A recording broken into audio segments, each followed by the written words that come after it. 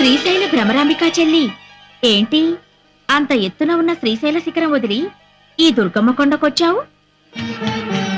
శ్రీశైలంలో ఉండే నా కష్టాలు చెప్పుకుందామని వచ్చానక్క. ఇంతలో నీ ముక్కు పుడకపోయిందని విన్నాను. పోలేదు.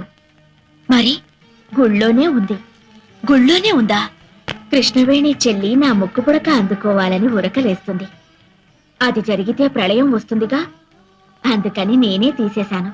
ఎక్కడుంది? ఈ రాత్రి 1000 సంవత్సరాలకి ఓసారి వచ్చే దుర్గాష్టమి. 7 గ్రహాలు మకర రాశిలో కలుస్తాయి. చంద్రగ్రహం సూర్యగ్రహం మాత్రం కన్యారాశిలో ఉంటాయి. ఆదిశక్తి అపరజ్యోతి అయి ఆకాశంలో వెలుగుతుంది. త్రిమూర్తులు కూడా ఆ జ్యోతికి యజ్ఞశక్తిని ధారపోస్తారు.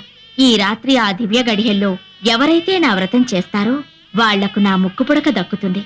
నీ వ్రతం నేను చేస్తానక్కా. ఏంటి శ్రీశైల భ్రమరాంబికవు? నువ్వు నా